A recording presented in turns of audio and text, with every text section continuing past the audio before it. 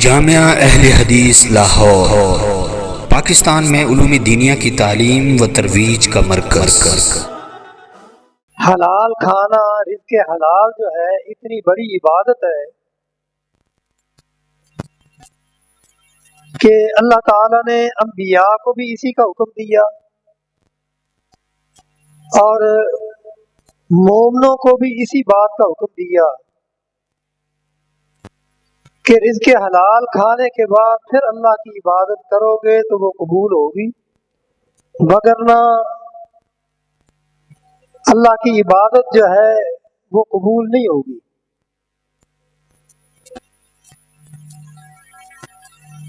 اور اللہ تعالیٰ نے قرآن مجید میں متعدد بار یعنی کئی جگہوں پہ اسی بات کا حکم دیا ہے،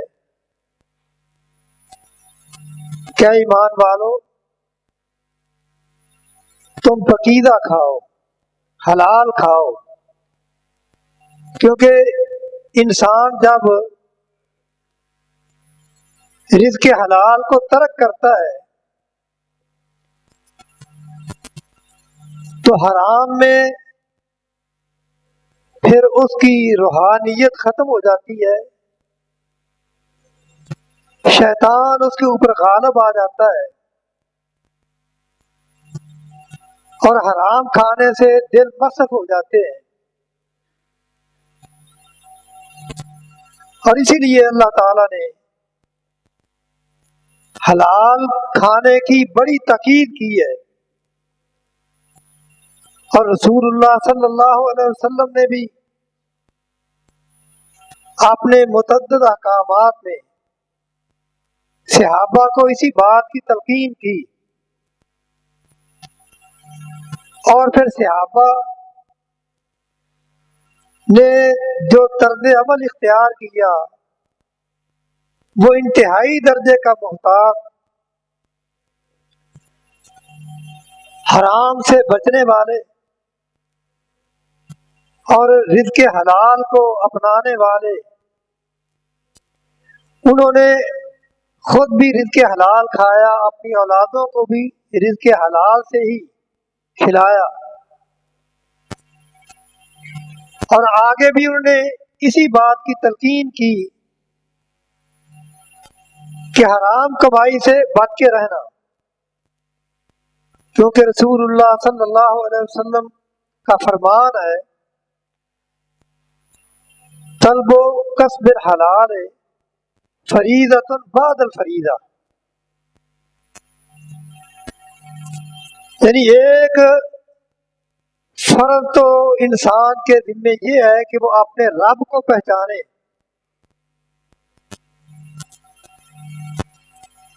اور رب کو پہچاننے کے بعد دوسرا فریضہ یہ ہے کہ رزق حلال ہے،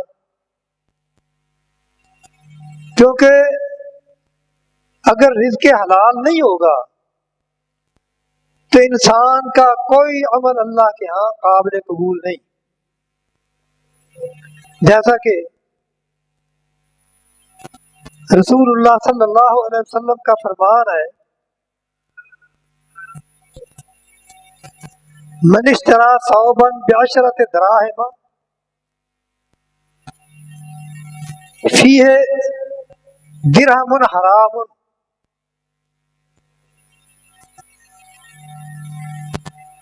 لم يتقبل الله له صلاة ما دام عليه۔ آپ نے فرمایا کہ اگر کوئی شخص 10 درہم کا کپڑا خریدتا ہے اور 10 درہموں میں 1 درہم حرام کا شامل ہے، تو جب تک وہ کپڑا اس کے جسم پر رہے گا اس کی کوئی عبادت قبول نہیں ہوگی۔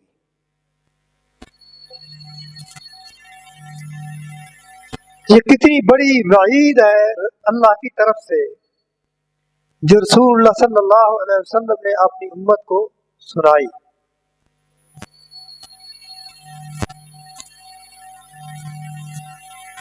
کیونکہ تھوڑی سی پکیزہ چیز میں تھوڑے سے حرام کی ملاوٹ وہ ساری چیز کو حرام کر دیتی ہے. جس طرح کہ گلاب کا عرق ہوتا ہے،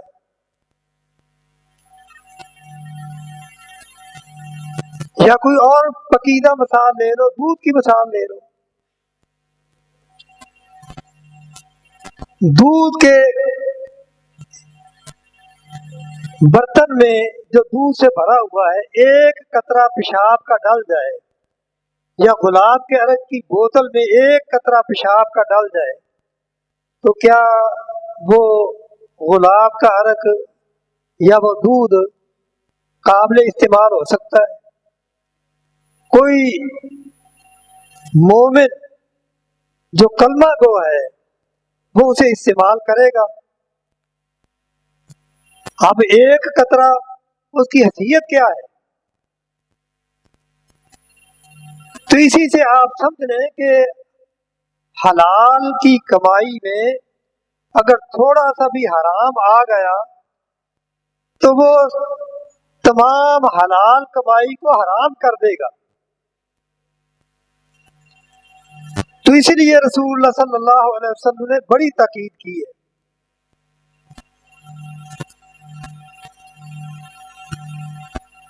اور اسی طرح حضرت عبداللہ بن عباس رضی اللہ تعالیٰ عنہ فرماتے ہیں کہ اگر کوئی شخص ایک لقمہ حرام کا کھا لیتا ہے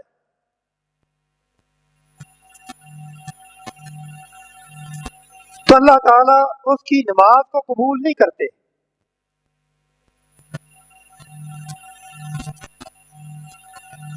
تو یہ کتنی بڑی وعید ہے.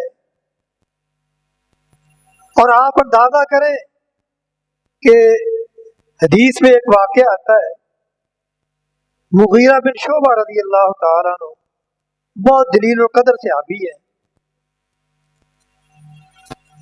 جب وہ مسلمان ہوئے تو اسلام سے پہلے کفر کی حالت میں انہوں نے بہت سا مال جو ہے لوگوں کا لوٹا تھا. اب وہ مال ان کے پاس موجود تھا، اللہ تعالیٰ نے اسلام کی سمجھ دے دی، مسلمان ہو گئے. تو رسول اللہ صلی اللہ علیہ وسلم کو فرماتے ہیں کہ اے اللہ کے رسول، یہ میرا اتنا مال ہے جو میں نے ان ذرائع سے کمایا ہے، یعنی ان ذرائع سے میں نے حاصل کیا ہے. تو اب میں چونکہ مسلمان ہو چکا ہوں اور میں یہ چاہتا ہوں کہ وہ مال میں آپ کو دے دوں، آپ جہاں چاہیں اسے خرچ کر لیں. تو رسول اللہ صلی اللہ علیہ وسلم نے فرمایا کہ اے مغیرہ، تیرا اسلام تو قبول ہے لیکن تیرا یہ حرام کا مال قبول نہیں. ان اللہ طیب لا یقبل الا طیبا. کیوں؟ اس لیے کہ اللہ پاک ہے اور اللہ تعالیٰ پاکیزہ مال کو ہی قبول کرتے ہیں، حرام مال کو اللہ قبول نہیں کرتے. لیکن آج ہمارے یہاں کتنے لوگ ایسے ہیں جو اس طرح لوگوں کا مال چھینتے ہیں اور پھر اس میں سے صدقہ خیرات بھی کرتے ہیں. وہ یہ سمجھتے ہیں کہ ہم بڑا اچھا کام کر رہے ہیں.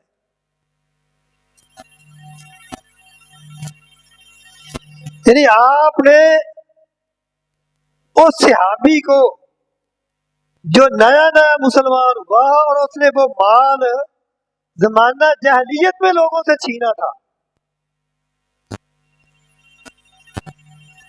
تو آپ نے اسے قبول نہیں کیا، جس سے آپ اس کے جرم کی بڑائی کا اندازہ لگا سکتے ہیں کہ یہ رزق حرام کتنا بڑا جرم ہے.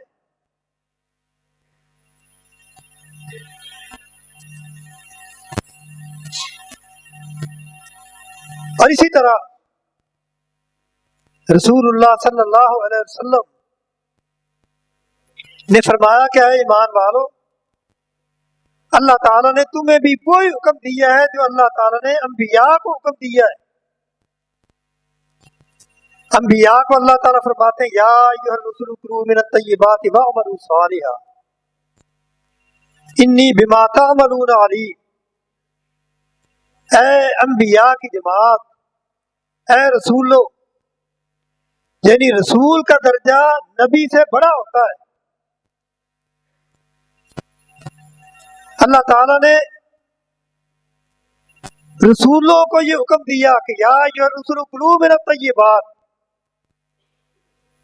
اے رسولو تم پکیزہ کھا کے پھر میری عبادت کرنا۔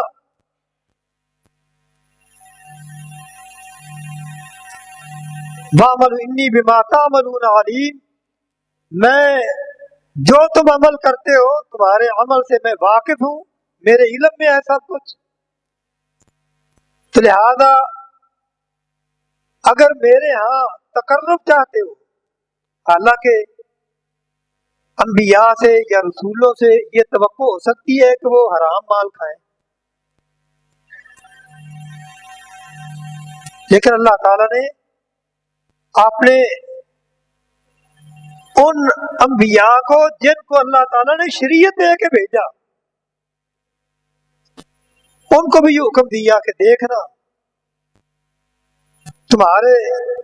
تمہارا کھانا پینا وہ حلال کا ہو، پھر عبادت کرنا، پھر نیک عمل کرنا، وہ اللہ کے ہاں قابل قبول ہوں گے، وگرنہ تمہارے نیک اعمال بھی اللہ کے ہاں قابل قبول نہیں ہوں گے۔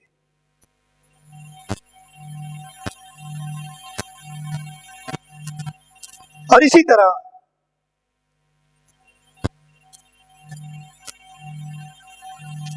سفیان ثوری رحمہ اللہ بہت بڑے محدث گزرے ہیں، وہ یہ کہا کرتے تھے کہ حرام مال کا صدقہ دینا، کیونکہ صدقہ کیوں دیا جاتا ہے؟ گناہوں سے پاک ہونے کے لیے، اپنے رب کو راضی کرنے کے لیے صدقہ کیا جاتا ہے۔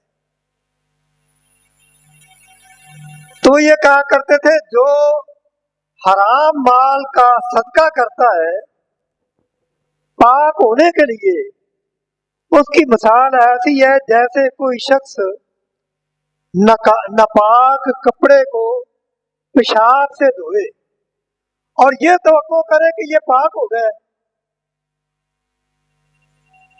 کیا نجاست پیشاب کے ذریعے وہ دور ہو سکتی ہے؟ کبھی نہیں، یعنی وہ تو اور نجس ہو جائے گا۔ اسی طرح وہ شخص جو حرام مال کما کے پھر وہ صدقہ کرتا ہے اور وہ یہ سمجھتا ہے کہ میرے گناہ ختم ہو جائے، اللہ تعالیٰ مجھے معاف کر دے صدقے کے ذریعے، اس کا یہ سوچنا بالکل بےہودہ سوچ ہے، اور یہ ایسی سوچ ہے جس سوچ کا اللہ نے یا اللہ کے رسول نے تصور نہیں دیا۔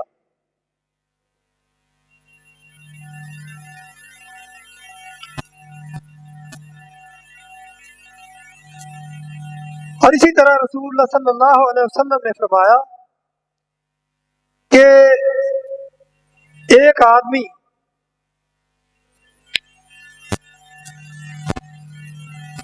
دور دراز کا سفر کر کے حج کے دنوں میں عرفات کے مقام پہ پہنچتا ہے اور وہاں جا کے وہ پھر اپنے رب سے گڑ گڑا کے دعائیں کرتا ہے اور کہتا ہے اے میرے رب میری فلاں حاجت کو پورا کر دے، میری فلاں ضرورت کو پورا کر دے۔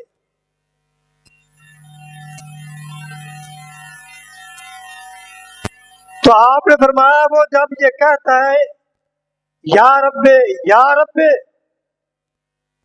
حالانکہ اس کی حالت یہ ہے وَمَطْعَمُهُ حَرَامٌ وَمَشْرَبُهُ حَرَامٌ وَمَلْبَسُهُ حَرَامٌ وَغُذِيَ بِالْحَرَامِ فَأَنَّىٰ يُسْتَجَابُ لَهُ۔ رسول اللہ صلی اللہ علیہ وسلم فرماتے ہیں کہ اللہ کی طرف سے آواز آتی ہے، اے میرے بندے، مجھے معلوم ہے کہ تو بہت دور دراز کا سفر کر کے آیا ہے، پیدل چل کے آیا ہے، اور تیری حالت سفر کی وجہ سے بڑی برا گندہ ہے۔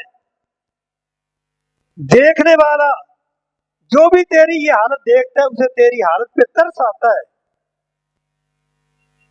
لیکن میں ارحم الراحمین ہونے کے باوجود میں تیری اس حالت پہ ترس نہیں کھاتا، میں تیری دعا کو قبول نہیں کرتا۔ کیوں؟ اس لیے کہ ملبسوں کا حرام و مشربوں کا حرام و ملبسوں کا حرام، تیرا کھانا بھی حرام کا، تیرا پینا بھی حرام کا، جو تو نے کپڑے پہنے ہوئے ہیں وہ بھی تیرے حرام کے، اور تیری تمام غذا حرام کی۔ فانا یستجاب لک، مجھے یہ تو بتا میں تیری دعا کیسے قبول کروں؟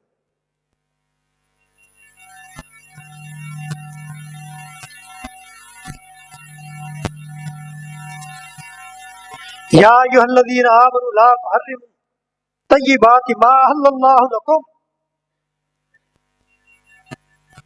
اے ایمان والو تم اللہ کی حلال کردہ چیزوں کو حرام نہ کرو، یعنی تم حلال میں حرام کی ملاوٹ کر کے سب کو حرام کرنے کے اوپر تلے ہوئے۔ فلا تعتدوا ان اللہ لا يحب المعتدین وَكُلُوا مِمَّا رَزَقَكُمُ اللَّهُ حَلَالًا طَيِّبًا، اللہ تعالیٰ نے جو تمہیں حلال رزق دی ہے اس میں سے کھاؤ۔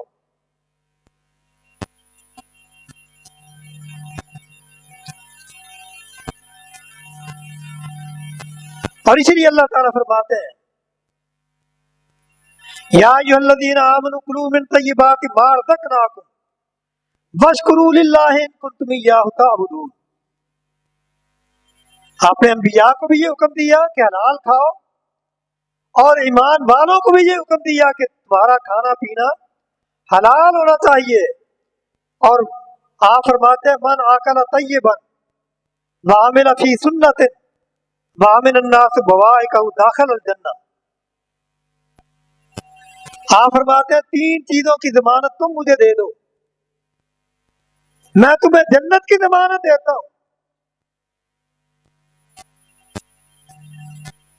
اور وہ تین چیزیں کون سی ہیں؟ سب سے پہلی بات جو آپ نے فرمائی من آکل طیبا، پاکیزہ کھانا، پاکیزہ کھانے کے بعد پھر جو عمل کرتے ہو وہ تمہارا عمل سنت کے مطابق ہونا چاہیے۔ وامن الناس بوائقہ، اور لوگوں کو تکلیف نہ پہنچاؤ، یعنی حقوق العباد کا خیال رکھو۔ تم یہ تین کام تم کر لو، جنت کی ضمانت میں تمہیں دے دیتا ہوں۔ اتنا آسان سودا ہے، لیکن یہ آسان کن کے لیے ہے؟ جن کے دلوں میں اللہ کا خوف ہے۔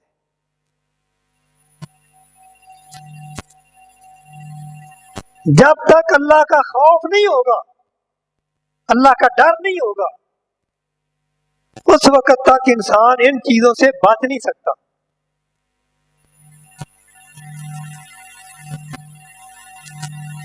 یعنی آپ نے فرمایا کہ اگر کوئی شخص حرام کھاتا ہے تو اس کی دعا بھی قبول نہیں ہوتی۔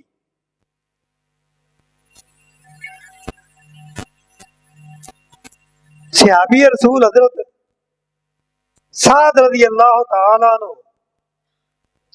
رسول اللہ صلی اللہ علیہ وسلم سے فرماتے ہیں کہ اے اللہ کے رسول،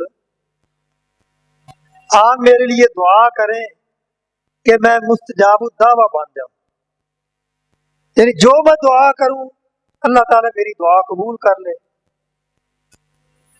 تو رسول اللہ صلی اللہ علیہ وسلم نے فرمایا کہ اے سعد، نسخہ میں تجھے بتا دیتا ہوں،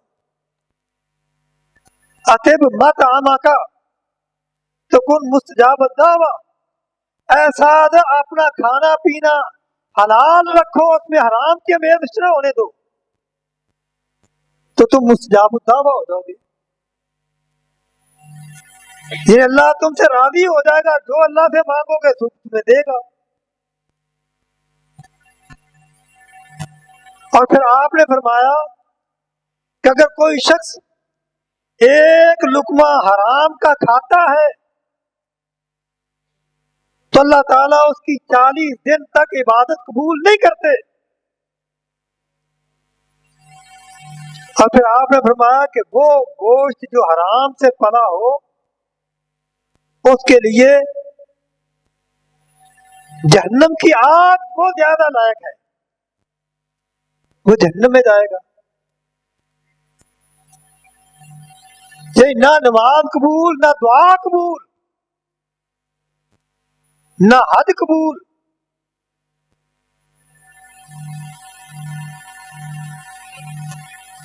رسول اللہ صلی اللہ علیہ وسلم فرماتے ہیں کہ ایک شخص حج کے لیے جاتا ہے اور جب وہاں جاتا ہے حج کے لیے احرام باندھتا ہے حج کا، تو کیا کہتا ہے؟ لبیک اللہم لبیک۔ آسمان سے آواز آتی ہے کہ میری دربار میں حاضری کا نعرہ لگانے والے، میری طرف سے یہ تجھے جواب دیا جاتا ہے کہ تیری یہ حاضری قبول نہیں۔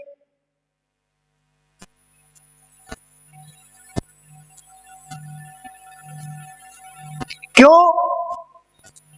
اس لیے کہ زادوں کا حرام بحجوں کا غیر مبرور ہے،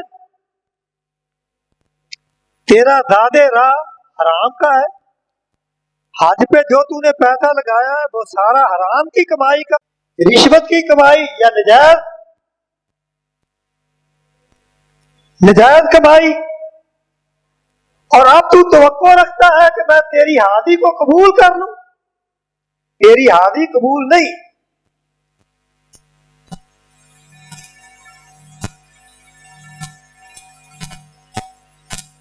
اور اس لیے رسول اللہ صلی اللہ علیہ وسلم نے فرمایا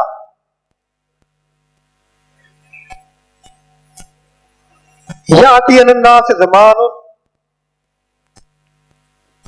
لوگوں پر ایک ایسا زمانہ آنے والا ہے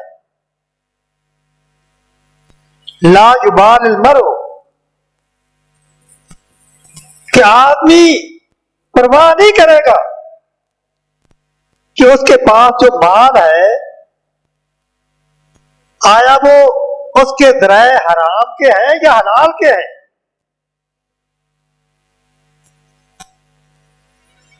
حرام ذرائع سے کمایا ہوا مال وہ انسان کے لیے سود مند نہیں ہو سکتا، وہ دنیا میں بھی اسے نقصان دے گا اور آخرت اس کی تباہ ہونی ہے۔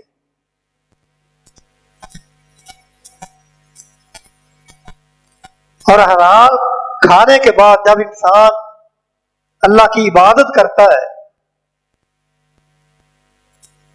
اسے لذت محسوس ہوتی ہے۔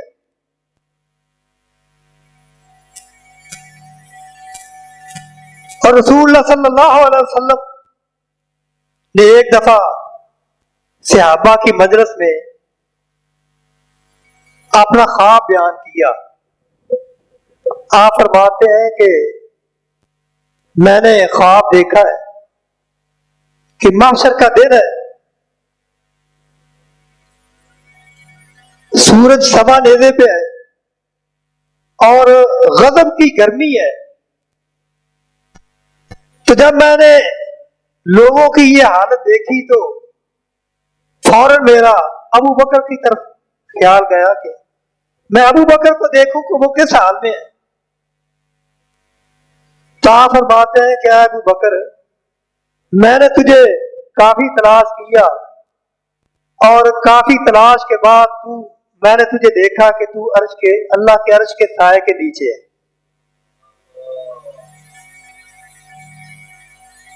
اور ایسا کیوں نہ ہوتا؟ اور یہ سعادت انہیں ملی تو کیوں ملی؟ کہ جنہوں نے اپنی زندگی اس طرح سے بسر کی، اگر کوئی شبہ والی چیز لا علمی کی وجہ سے وہ کھا جاتے ہیں، اور جب بعد میں پتہ چلتا ہے کہ یہ تو میرے لیے جائز نہیں تھی، آپ حلق میں انگلی ڈالتے ہیں اور اس کے قے کر دیتے ہیں۔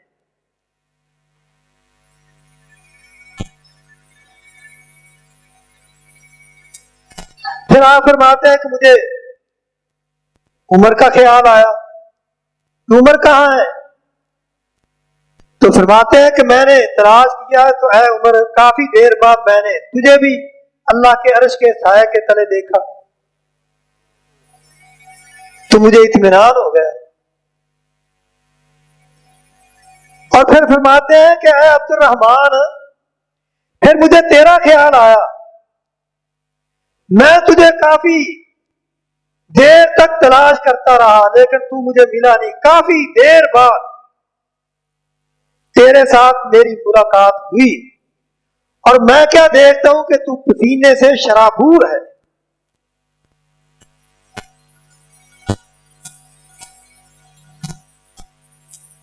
تو میں نے پوچھا کہ اے عبد الرحمان، تو کہاں سے آیا ہے اور اتنی دیر سے تو آیا ہے، تیرا یہ حال کیوں ہے؟ اس طرح تو پسینے سے شرابور کیوں ہے؟ تو آپ فرماتے ہیں تو نے مجھے جواب دیا، حبستنی کثرت مالی، میرا چونکہ مال بہت زیادہ تھا اور اس زیادہ مال کی وجہ سے میرا حساب لیا گیا، مجھے روکا گیا، کیونکہ حدیث میں آتا ہے لا تزول قدم عبد حتی یسأل عن اربع، یعنی اس وقت تک کوئی آدمی میدان محشر سے قدم نہیں اٹھا سکے گا جب تک وہ 4 چیزوں کا جواب نہ دے دے۔ من عمری ہی، عمر کے بارے میں پوچھا جائے گا، اور جو تو نے اپنی عمر کہاں فنا کی، کہاں ختم کی۔ جوانی کے بارے میں پوچھا جائے گا، تو نے اپنی جوانی کو کہاں ختم کیا، کیسے گزارا تو نے اپنی جوانی کو۔ اور مال کے بارے میں پوچھا جائے گا، من این اکتسبتہ، یا من این اکتسبہ، کہاں سے کمایا اس نے، وفیما انفقہ، اور کہاں خرچ کیا اس نے۔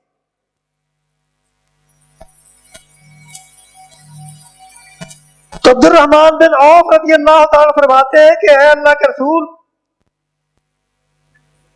مال کی زیادتی کی وجہ سے مجھے اللہ نے روک لیا اور مجھ سے اللہ نے پوچھا، سوال کیا کہ عبد الرحمن بتا، من این اکتسبتہ، تو نے مال کہاں سے حاصل کیا تھا، وفیما انفقتہ، تو نے مال کہاں خرچ کیا۔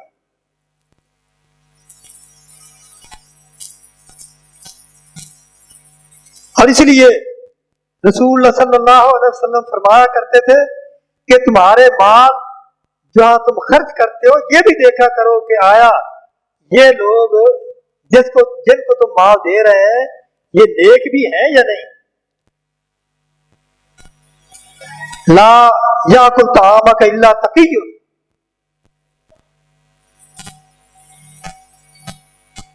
تو عبد الرحمن بن عوف رضی اللہ تعالیٰ فرماتے ہیں کہ اے اللہ کے رسول، مجھے اللہ نے یہ پوچھا، میں اپنے مال کا حساب دے کے آیا ہوں اور اس لیے اتنی دیر ہوئی ہے اور اتنی پریشانی بھی ہوئی ہے۔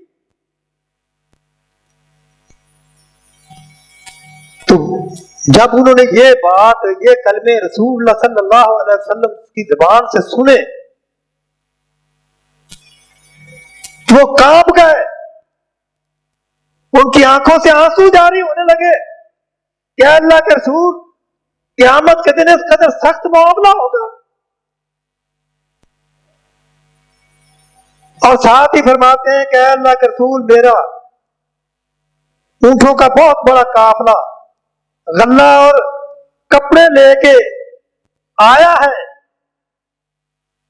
اے اللہ کے رسول، میں وہ سارا آپ کے سپرد کرتا ہوں آپ جہاں چاہیں آپ اللہ کے راستے میں اسے خرچ کر دیں اور میرے لیے اللہ سے دعا کریں کہ اللہ تعالیٰ آخرت کے معاملات میرے ساتھ میرے لیے آسان کر دیں۔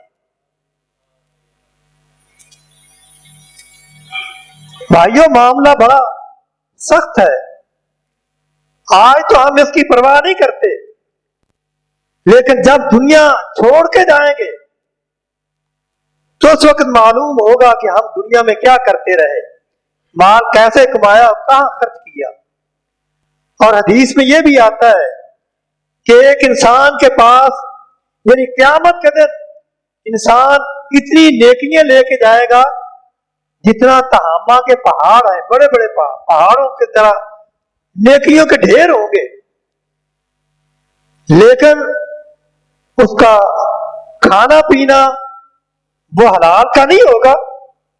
اس لیے رسول اللہ صلی اللہ علیہ وسلم فرماتے ہیں کہ وہ ساری نیکیاں ریزہ ریزہ کر دی جائیں گی۔